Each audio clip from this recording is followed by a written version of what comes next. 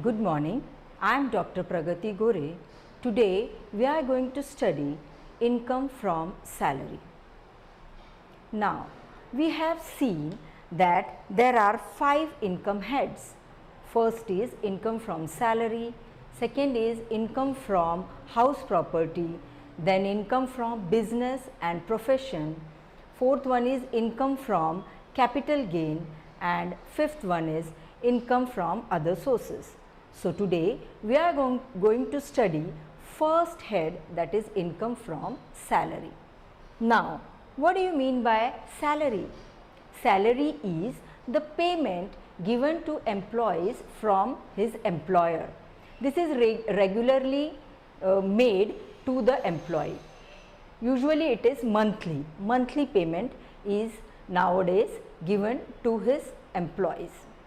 Now, it includes all cash amounts received by an employee. It includes salary, wages, pension, gratuity, advance salary, leave encashment, fees, commission, etc. So, we can say salary is everything in cash given to the employee. Now, let us see computation of income from salary. Income from salary can be computed by a simple format given here. First is basic pay, to which we add allowances and taxable perquisites. By adding all this, we get gross salary. To this gross salary, these deductions are made. Now, in Income Tax Act, under section 16, deductions are given, which are standard deduction 50,000, then entertainment allowance, which is given to government employees, and professional tax. If the professional tax is paid by the employee, then it is deducted here. But if it is paid by employer, then it is not included here. So, after this deduction, we get taxable income from salary. So, what we do? We first find out gross salary. From this, we less all these deductions so that we can get taxable income from salary. Now, let us see what do you mean by allowance. Now, allowance refers to the amount paid to an employee to meet certain expenses.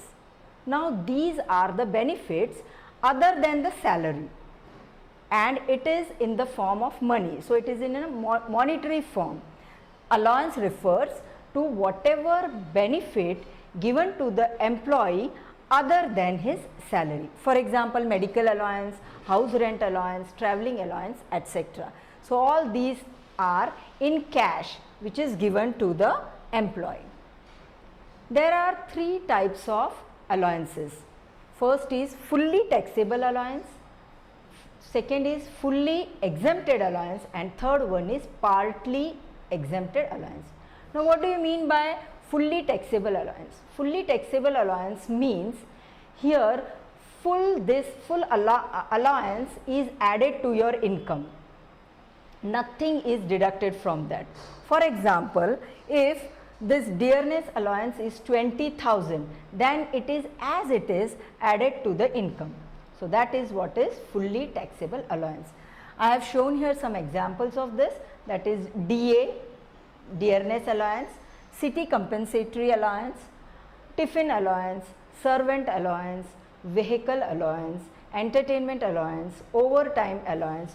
All these allowances are benefits given to the employees other than his salary, and these are fully taxable. Nothing is deducted from it, as it is added to your income.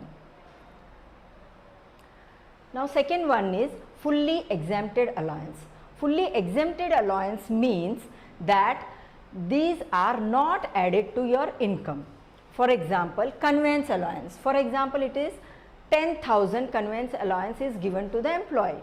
This will not be added to your income, which we are computing from salary. So these are fully exempted allowance. For example, conveyance allowance, leave travel allowance, that is LTC, then allowance to judge, allowance to government employees outside India, etc. Now next is partly exempted allowance. Now what do you mean by partly exempted allowance? The word itself tells partly means some part of this is exempted and some part is included in your income. For example, HRA, house rent allowance. If an employee is given 10,000 HRA, then some part of this is exempted. For example, 5,000 is exempted. Some rules are there to find out what part is exempted. So the other part, that is 5,000 is exempted, then 5,000 will be added to your income. I have shown here some examples of partly exempted allowances, that is HRA, transport allowance, uniform allowance, children education allowance, hostel allowance, etc. Now, in this simple format, I have shown you that to the basic pay we are adding allowance and perquisites. Now, what do you mean by perquisites? Perquisites, usually called as perks. We say that we are getting these perks like motor car facility. These are all perks which are benefits other than your salary. But only difference between allowance and perquisite is these are not in monetary format. So allowances are given in cash, but these benefits are not in cash. So it refers to benefits given to employees in addition to the salary. It is non-monetary benefits. For example, motor car facility, rent-free accommodation. This accommodation can be furnished or unfurnished. Furnished rent-free accommodation or unfurnished accommodation is given to the employees by the employers. Then we call it as perquisites. So that's all for today. Thank you so much.